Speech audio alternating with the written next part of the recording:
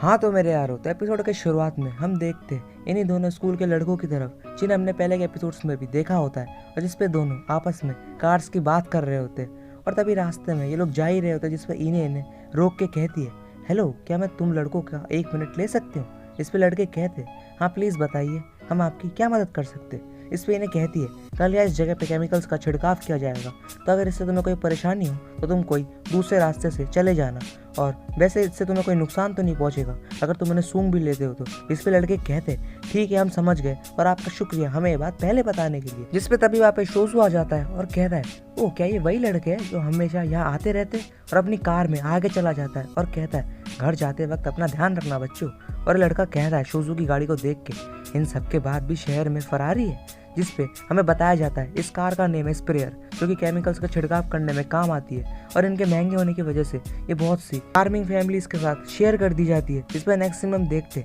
हेसुके कह रहा होता है श्रोता मुझे पता है मैंने तुमसे कहा था किसी को ढूंढने के लिए ताकि स्टोर हाउस साफ कर सको, लेकिन तुम इतने सारे लोगों में इसी आदमी को यहाँ क्यों लाए। इस पर हम देखते हैं छोटा तो यहाँ पे शोजू को ले आता है और फिर हेसुके कहता है कोई फर्क नहीं पड़ता अंदर आ जाओ, और सेकंड फ्लोर उन सारी चीजों से भरा हुआ है जो मेरे डैड और दादाजी ने इकट्ठा की थी। इस पर शोजू कहता है सोटा यार ये स्टोर हाउस को देख के ऐसा लगता है यहाँ बहुत सा खजाना होगा। इस पर सोटा कहता है आपको ऐसा लगता है क्या।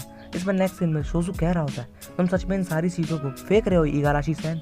इस पर हेसुके कहता है हाँ बिल्कुल सही, वरना ये सिर्फ मेरे आने वाले पीढ़ियों के लिए बोझ बनेगा। इस पर सोटा कहता है ग्रैंडपा क्या हम इस ब्लैक बॉक्स को भी फेंक देंगे। इस पर हेसुके कहता है हाँ हम इन सारी चीज़ों को फेंक देंगे। इस पर छोटा कहता है माफ़ कीजिएगा लेकिन इस लंबे से ब्लैक बॉक्स में है क्या। इस पर शोजू कहता है सोटा ये पक्का नागामोची है और ये पक्का मिसाको सैन की होगी, इसमें तुम्हारे ग्रैंडमा का सामान होगा। इस पे हम एक पास्ट का सीन देखते हैं, इसमें हमें हेसुके की वाइफ यानी मिसुके दिखती है और अब प्रेजेंट में हेसुके कह रहा होता है मुझे माफ़ करना लेकिन क्या तुम मुझे थोड़ी देर के लिए अकेला छोड़ सकते हो जब तक मैं डिसाइड ना कर लूँ कि इसे फेंकना है या नहीं। इस पर शोजू कहता है सोटा क्यों ना अब हम फर्स्ट फ्लोर पे चले। इस पर सोटा कहता है कि हाँ ठीक है। जिस पर नेक्स्ट सीन में सोटा बाहर आके किसी को फोन पे कह रहा होता है कि ये कीटामाची बोर्ड से मेरी बात हो रही है, मुझे किसी से जानना था कि कुछ पुरानी एंटिक चीज़ों के बारे में, क्या कोई इन्हें आके यहाँ देख सकता है। ठीक है बहुत बहुत शुक्रिया। इस पर शोजू कह रहा होता है मुझे लगता है हमने वो सारी चीज़ें हटा दी है जो कि फेंकी जाएगी। इस पर हेसुके कहता है और मैं उन चीज़ों को बाद में हटा दूंगा जो मैंने अभी अंदर रखी हुई है। इस पर शोजू कहता है तो इगाराशी अब तुम इस स्टोर हाउस के साथ क्या करने वाले हो यार। इस पर हेसुके कहता है मैं सोच रहा हूँ जल्दी इसे तोड़वा दूँ क्योंकि मेरे बच्चे फार्म पे नहीं आएंगे, उन्होंने टाउन में अपने लिए घर बना लिए और ये इस एरिया में अब कोई ऐसा नहीं है जो कि स्टोर हाउस को रिपेयर कर सकता हो, तो मैं मेरे उस दोस्त को कॉल करूंगा जो कि इन्हें तोड़ने का काम करता है। अब जाओ और जाके आराम करो। इस पर शोजू कह रहा होता है हे छोटा क्या तुमने कभी सोचा फ्यूचर में इस जगह पे रहने का। इस पर छोटा कहता है नहीं मैं यहाँ नहीं रह सकता लेकिन मैं टोक्यो में ज़रूर जाना चाहता हूँ और वहाँ जाके एक सॉकर प्लेयर बनना चाहता हूँ। इस पर शोजू कहता है ओ सॉकर प्लेयर कमाल की बात है यार। इस पर छोटा कहता है लेकिन उन चीज़ों का ध्यान रखना जो कि ग्रैंडपा और बाकियों ने बनाया है वो कोई बेकार काम नहीं होगा, क्योंकि मैं फ्यूचर में जो भी करूँ वो इसी ज़मीन की वजह से होगा, क्योंकि इसी ज़मीन ने मुझे बड़ा किया है। तो चाहे मैं सॉकर प्लेयर बनूं या ना बनूं, मेरा सपना पूरा हो या नहीं, लेकिन एक दिन मैं ग्रैंडपा के फार्म को फिर से जिंदा कर दूंगा। इस पर हम देखते ये सब हेसुके सुन रहा होता है और रोने लग जाता है और अपने स्टोर हाउस को तोड़ने की डील को भी कैंसिल कर देता है। और जिस पे शोजू रोता हुआ कह रहा होता है तुम्हें सच में बहुत अच्छा पोता मिला है यार इगाराशी सैन। इस पे अब हम नेक्स्ट सीन में देखते हैं श्योरेन की तरफ जो कि लाइब्रेरी में बैठी अपने आप से कह रही होती है मेरी छुट्टी वाले दिन मैं मेरे यूनिवर्सिटी के लाइब्रेरी में जाके मेरे टेस्ट के लिए पढ़ती हूँ, लेकिन कल जब हम पढ़ाई के बारे में बात कर रहे थे तब मैंने ग्रैंडपा को कुछ गलत कह दिया। इस पे हम देखते हैं पास्ट का सेंस। इस पे श्योरेन कह रही होती है ग्रैंडपा आप और मेरे ट्यूटर ये तो कभी नहीं हो सकता क्योंकि आप तो कभी हाई स्कूल गए ही नहीं हो। जिस पे शोजू बुरा मान जाता है और अब हम प्रेजेंट में देखते हैं कुछ लोग कह रहे होते हैं हे वो बंदा कितना अच्छा दिखता है, क्या वो यूनिवर्सिटी का स्टूडेंट है। जिस पे श्योरेन चौंक जाती है क्योंकि असल में ये कोई और नहीं शोजू होता है और वो कहती है ग्रैंडपा यहाँ क्यों आए, अब शांत हो जाओ, अभी के लिए ऐसा दिखाओ जैसे तुम उसे नहीं जानती ताकि चीज़ें और मुश्किल ना हो। लेकिन आखिर कौन सी चीज़ ग्रैंडपा को यहाँ ले आई है। और वे बुक्स की तरफ देख के कहती है ये तो हाई स्कूल की किताब है, लेकिन आखिर ये पढ़ क्यों रहे यार। इस पे श्योरेन को याद आता है इन्हें ने कहा था ऐसा नहीं है कि तुम्हारे ग्रैंडपा स्कूल नहीं गए, वो जाना चाहते थे लेकिन वो जा नहीं पाए। इस पर हम नेक्स्ट सीन में देखते हैं श्योरेन अपने घर पे पढ़ रही होती है और वही सब सोच ही रही होती है और जिस पर हम देखते हैं वो सोजू से कह रही होती है शुक्रिया ग्रैंडपा, मैं मेरे मिड टर्म्स में इस बार टॉप 9 रैंक पे आई हूँ पे शोजू कहता है क्या मैंने कुछ किया है। इस पे अब हम स्कूल का सीन देखते हैं। इस पे एक लड़की कह रही होती है क्या तुमने सुना मीनामाची में उन सफ़ेद बालों वाले कपल्स के बारे में। इस पे लड़का कहता है हाँ मैंने सुना है, लास्ट टाइम उन्हें कीटामाची होम इम्प्रूवमेंट सेंटर में देखा गया है। इस पे लड़की मीनो से पूछती है हे मीनो क्या तुम्हें इसके बारे में कुछ पता है। इस पे मीनो कहती है नहीं मुझे कोई आइडिया नहीं है और मुझे आज कुछ काम है तो मैं घर जा रही हूँ, बाय बाय। इस पे लड़की कहती है आजकल ये बहुत जल्दी घर चली जाती है। जब नेक्स्ट सीन पे इस पे मीनो कह रही होती है अगर मैंने कुछ भी कहा तो कोई मेरा विश्वास नहीं करेगा। इस पे सोटा उसके सामने बैठा कह रहा होता है मुझे नहीं लगता तुम्हें इस बात को लेके बुरा फील करना चाहिए यार। इस पे मीनो कहती है शुक्रिया, तुम बस मेरी पढ़ाई में ही नहीं बल्कि मेरी परेशानियों को भी सुनते हो। और कहती है अब मैं उसके बारे में सोच रही हूँ कि तुमने और ग्रैंडपा ने एक साथ मिलकर स्टोर हाउस को साफ किया, क्यों। इस पे छोटा कहता है हाँ उन्होंने सच में मेरी बहुत मदद की यार वहाँ पे।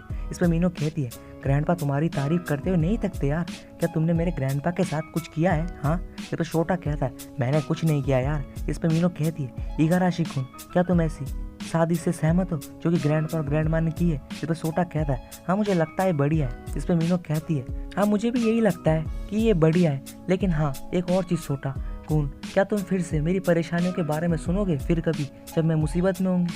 जिस पे छोटा खड़े होकर कहता है अगर तुम्हें उन्हें मुझे बताने में कोई दिक्कत नहीं है तो हाँ ज़रूर। इस पे मीनो कहती है तुम कहाँ जा रहे हो। इस पे छोटा कहता है माफ़ करना मैं बस एक सेकंड के लिए रेस्ट रूम जा रहा हूँ। इस पे मीनो सोच रही होती है। इस पे सोजू ने उसे कहा था मीनो सोटा कुन सच में कमाल का लड़का है, मेरी इच्छा है काश मैं उसे अपना खुद का पोता बना पाता। इस पे मीनो तो प्रेजेंट में शर्माने लग जाती है और जिस पे सोटा अकेले में कह रहा होता है ये बस पढ़ाई और उसकी परेशानियों को सुनने के अलावा और कुछ नहीं है, ये पक्का कोई डेट नहीं है यार। इस पर नेक्स्ट सीन में मीनो घर में कह रही होती है कल्चरल फेस्टिवल में इस साल मेरी क्लास कैफे खोल रही है। इस पे इन्हें सोच रही होती है तो ग्रैंडपा और मैं इस बार स्कूल जा पाएंगे बस हम दोनों, क्या बात है। जिस पर नेक्स्ट सीन में सोजू कैलेंडर को देख के कहता है शनिवार को हमने स्प्रे किया था और संडे को हम ताकाहीरो के वहाँ गए थे चेकअप के लिए। वो मतलब उसी दिन को हमें स्प्रेयर को ला सकते और हम संडे के अपॉइंटमेंट को चेंज नहीं कर सकते यार। इस पर मीनो कहती है क्या ग्रैंड माँ आप भी नहीं आ सकती। इस पर इन्हें कहती है मैं ग्रैंडपा को छोड़ के अकेले भला कैसे जा सकती हूँ। इस पर सोजू कहता है वो ये अपॉइंटमेंट तो इस हफ्ते के बाद की है यार। इस पर सब लोग चौंक जाते हैं और फिर वो कहता है तो मैं आ सकता हूँ तो ग्रैंड माँ क्या तुम मेरे साथ वहाँ पे आओगी। इस पे इन्हें कहती है मुझे लगता है मेरे पास और कोई चॉइस नहीं है और मैं घर के कामों में बहुत बिजी रहती हूँ, लेकिन मैं मेरी पोती की रिक्वेस्ट को मना नहीं कर सकती। इस पे अब हम देखते हैं फेस्टिवल वाले दिन जिस पे सोजू कह रहा होता है कितना लंबा समय हो चुका है मैं स्कूल नहीं आया हूँ। इस पे इन्हें बहुत खुश होती है और सोजू इन्हें को देख के मन में कहता है ये बहुत खुश लगती है, शायद सच में कल्चरल फेस्टिवल में आना चाहती थी। इस पे हम देखते इन्हें को बहुत सी लड़कियां घेर लेती है और एप्पल जूस ऑफर करती है, लेकिन गलती से एप्पल जूस इन्हें के कपड़े पे गिर जाता है और जिस पे लड़की कहती है वो मुझे माफ़ कर दीजिए, वो अब मैं क्या करूँ। इस पे लड़कियाँ इन्हें को पास में एक रूम में लेके दूसरी ड्रेस पहना देती है और कहती है हमें लगता है ये ड्रेस आप पे अच्छी लगेगी। इस पर दूसरी लड़की कहती है लेकिन ये तो बिल्कुल एक डॉल के जैसे है। और जिस पे सोजू बाहर खड़ा ये सब सुन रहा होता है और सोचता है। इस पे हमें एक पास्ट का सीन दिखाया जाता है। इस पे सोजू कहता है वाओ तो तुम्हें बहुत से ऑफर आए थे अरेंज मैरिज के लिए ग्रैंड माँ। इस पे इन्हें कहती है हाँ बिल्कुल मेरे डैड को बहुत जनों के ऑफर आए थे। इस पे सोजू कहता है और तुम क्या करती थी जब तुम उस गर्ल्स स्कूल में थी ग्रैंड माँ। इस पे इन्हें कहती है मुझे म्यूजिक पसंद था तो मैं कोतो पियानो और बहुत सी इंस्ट्रूमेंट बजाती थी। इस पे सोजू कहता है मैं विश करता हूँ काश मैं वो सब देख पाता। इस पे हमें प्रेजेंट का टाइम दिखता है और ये लड़की आगे कहती है हे मिस्टर उन्होंने अपने कपड़े बदल लिए तो अब आप अंदर आ सकते। जिस पे सोजू कहता है वो शुक्रिया और अंदर आके इन्हें को स्कूल के यूनिफॉर्म में देखता है। इस पे सोजू तो चौंक जाता है और जिस पे इन्हें कहती है काफ़ी समय लग गया ना शोजू सैन। इस पे हम देखते हैं शोजू और इन्हें दोनों एक क्लासरूम में बैठे होते हैं। इस पे इन्हें कहती है माफ़ करना जैसे ही मैंने यूनिफॉर्म पहनी मेरी पुरानी यादें फिर से मेरे दिमाग में आ गई तो इसलिए मेरे बोलने का तरीका और बिहेवियर थोड़ा अजीब लगा होगा तुम्हें।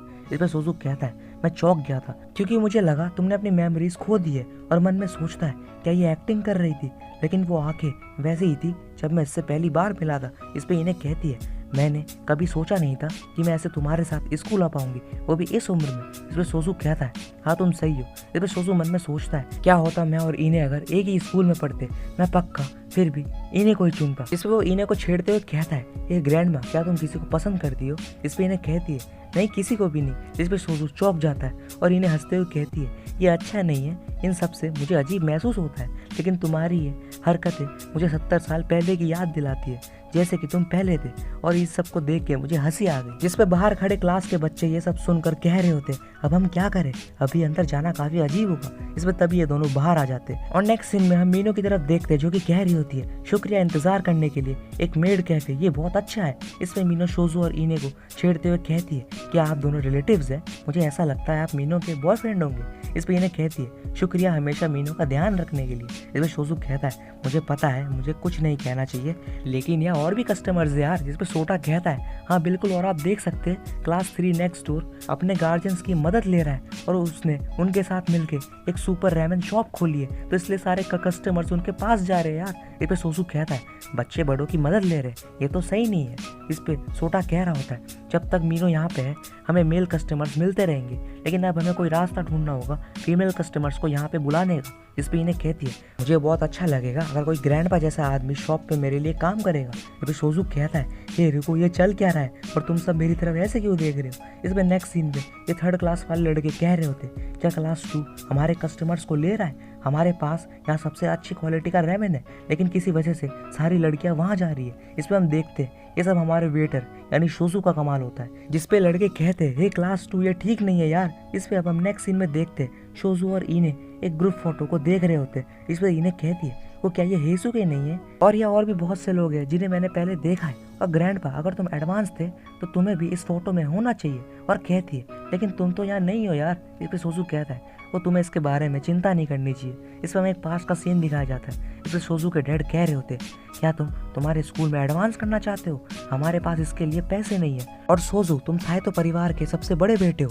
और तुम इसलिए बड़े की जा रहे हो ताकि तुम अपने पूर्वजों की जमीन पे सेब उगा सको, तो ये सब ख्याल छोड़ दो। इस पर हमें प्रेजेंट का टाइम दिखाया जाता है। इस पर शोजू कह रहा होता है, वो एक ऐसा वक्त था जब मैंने सोचा कि सब कुछ जा चुका है, लेकिन बाद में मुझे एहसास हुआ कि अच्छा ही हुआ मैं वहाँ नहीं गया। इस पे इन्हें कहती है, तुम्हें खुशी है कि तुम नहीं जा पाए?